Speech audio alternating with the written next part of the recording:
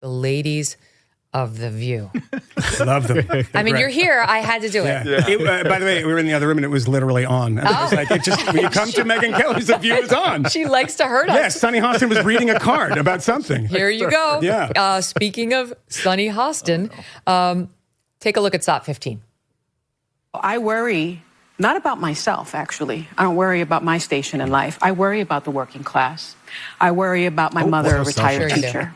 I worry about our elderly and their Social Security and their Medicare. I worry about my children's future, especially my daughter, who now has less rights than I have.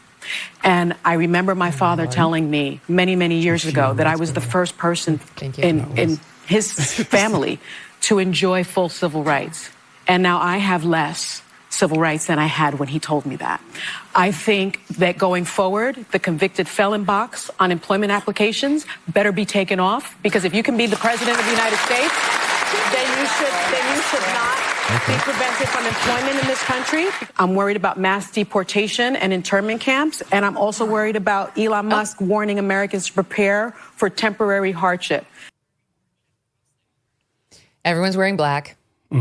She's in mourning. She's worried about her daughter, who is a multimillionaire. I mean, her parents are multimillionaires. Her home looks like Mar-a-Lago. It's this a massive, sprawling estate. Yeah. She lives in New York, where we have abortion on demand all the way I'm to the not end sure of what pregnancy. she's talking about. But the people that tend to the garden, they're not going to have all the rights. The people that tend to the garden. The people that are mowing her lawn she's upset about are that. the working class that she cares Even though they voted for Donald Trump. Yeah, you know what? This is, if you want to learn a lesson from this election. Now, I mean, to go back before, I cannot stand we blame a group for something. The white women. Oh, yeah, the white women. No, it's just they are the problem. I mean, what are we at? Like 75 million votes for Donald Trump now? And the white women are the problem? It's white. I can't stand it. But one lesson has to be learned, and they're still in the habit of it now. So the next day, you're going to get it. Morning Joe, you're going to get it. I mean, they're actually a little confused. Morning Joe, you have Joe Scarborough doing the race kind of hustling thing and then saying this is the problem. But I'll tell you what people don't like. 75 million people voted for Donald Trump in 2020. Do you want to call them fascist sympathizers? Because fascism means one thing, and we know what they're telegraphing. They're telegraphing Hitler. The New Republic had Donald Trump's face with a Hitler mustache on it. They were less subtle. We have this thing every day when it's like, the historians are going to be thrown in prison. They're going to round us journalists up and put us in camps. And she just said no one cares about you. Literally, no one gives a shit. Stop thinking that anyone cares what you think. We care about you because we get to make fun of you. Because you're a fucking idiot. I'm sorry. I'm very exercised this morning because I'm hungover and because I hate these people so much. But can we stop this?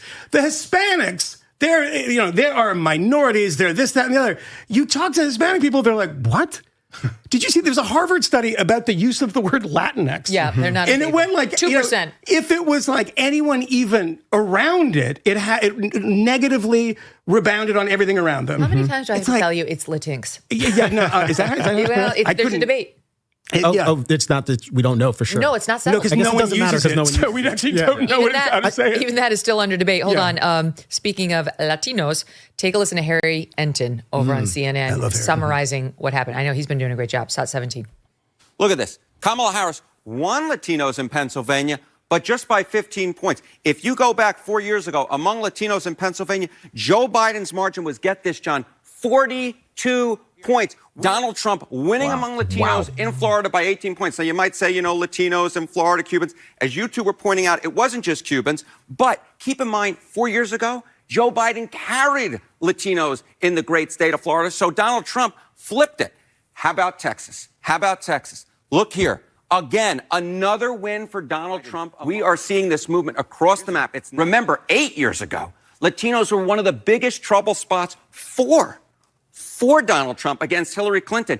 Miami-Dade, he lost that by 30 points 8 years ago? Tonight or last night, he carried Miami-Dade. We're just seeing this explosion of Latino support for Donald Trump. And the bottom line is we've been talking about realignment among Hispanics.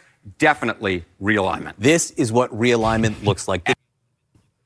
Realignment. I mean, maybe they too don't understand the patriarchy and how they interact with it. And with Sunny Hostin, she's talking about she's worried about the working class. What is the realignment? The realignment is a working class realignment. Yep. I mean, that the Latinos have more of a working class than the whites and the white women and everybody else. But this is yet another liberal elite bullshit line of like, you're too stupid to know what's good for you. Yes. The gardener is Over and over dumb. again. I need to tell the gardener how Americans to vote. love being condescended to. It's just going to work over and over again. But why do you think that the Latinos have moved over to Trump in such massive numbers? Patrick Ruffini, I think, has done a lot of the best work on this. He has a book that came out, I think, last December about the working class realignment.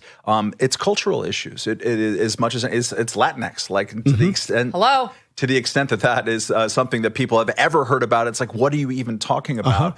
And again, it's things that affect you in your cultural life and in your workplace, and you don't understand it and you don't like it, and it feels like a them has imposed it upon you. I said this before the election. Donald Trump could always depend on having a bigger vote among people who are mad at them. I know so many people, we all know so many people who live in New York who hate the way that New York is governed, the city, the state, or whatever. And if you wanted to express how you don't like things are governed in New York, how did you vote? Yesterday, you voted for Trump. Even though, what's he going to do to New York? Who knows? But if you're mad at them, and the them tend to be the people who control culture more, media, Hollywood, and also big city governance, you express this by Trump, because them have been bumming you out. They've been kind of getting in your kitchen. They've been condescending to you for a long time, and you're sick of it. The cultural thing much is very more interesting cultural because they're mostly Catholic, mostly legit, and I'm Catholic. And you go to Mass on Sundays, and you hear when they get into the culture stuff, they are not pro-trans. They do not believe God makes mistakes in creating human beings, they don't buy into any of the trans insanity. Trust me, because when I was first getting the papers for my annulment, which I am actually in the process of trying to do on my first marriage. Doug and I are good. I was like, what happened? Moynihan wakes up. So, Megyn, this is a new America. Joy is coming. Joy is coming to the Moynihan household. I went to this period where I was like, I don't know, am I really Catholic? Do I really want to do this? This is absurd that they're making me do this. And I shopped around for some other religions within the Christianity. And I wound up sticking with my faith that I was born into because they're hardcore on the issues that I'm hardcore on too. Like, I appreciate that they are holding the line on the trans insanity. And so are my fellow people in the Latinx community. Yeah. And not just that, but on immigration. Latinos are like Trump this is on immigration. Yeah. I do think that the biggest loser yesterday might be identity politics writ large. I mean, there's a very real sense in which Kamala Harris is an identity politics candidate. Her entire legacy in the Senate, to the extent she has one, is just trying to position herself with respect to what activists are interested in along those lines. And it's interesting just how kind of absurd the notion of Latino is as a category. I don't know if it's as absurd as like Asian, because there's so many, the geographic territory is different, but it might be about as absurd as Asian. The El Salvadorians are not Mexicans, are not Ecuadorians, are not Chileans. And even within those communities, Brazil is massive. It is incredibly diverse. And the fact that Democrats imagine they could message to this diverse constellation of people by just saying, Latinos, we know what you want. You're concerned about your fellow brethren who are trying to cross the border illegally. We don't want them to come illegally. We want them to come the way that we did, or at least I'm here. Maybe I came illegally, but I got legal real quick. And this isn't working out particularly well. It isn't happening in a way that's orderly. This is unacceptable. And the Democrats thought they could skate on that, and they simply cannot. Let's be honest. The world is not getting any simpler. Whether it's a natural disaster, a supply chain issue, or just a nasty virus, things happen that we simply cannot control. But what we can control is how prepared we are. We have seen time and time again that preparation is key. It's about being proactive, not reactive. That's where the JACE case comes in. The JACE case is an emergency kit with prescription antibiotics that cover a huge range of common infections. The JACE case takes the guesswork and the panic out of these challenging situations. You'll have the right medication and you'll have it when you need it. In times of uncertainty, you don't want to be dependent on outside systems. With the JACE case, you have a practical, reliable solution right at your fingertips. And this is about taking control in a world that sometimes feels out of control. So don't wait until it's too late. Get prepared right now. Go to JACE.com and enter MK at checkout. That's promo code MK at JASE.com to get the right meds the moment you need them. This is about smart preparation for you and your family's peace of mind.